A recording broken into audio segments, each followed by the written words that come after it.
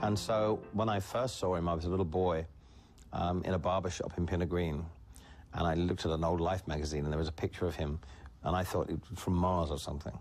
And then that weekend, my mum came home with Heartbreak Hotel, and that changed my life. It will come through.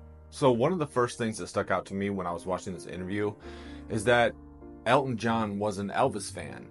I mean, I know he saw him in '76, which is what he's talking about here for the majority of this interview, but I didn't know he was like a hardcore Elvis fan. Like, I knew Jimi Hendrix was. Jimi Hendrix saw Elvis live in 1957. We all know that iconic picture he drew of Elvis, which kind of looks like Donald Trump. You guys told me in the comments, and I'm like, yeah, it actually does.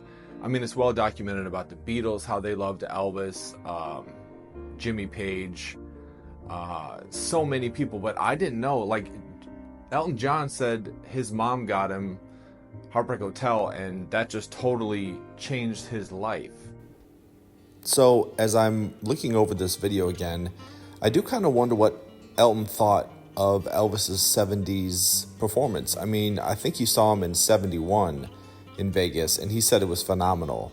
And also in 76, he said there was moments of brilliance. But I'm kind of curious about, all these guys were really inspired by Elvis in the 50s because there was nothing like Elvis.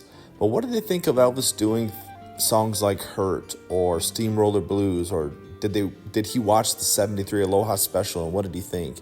I'd be curious to know.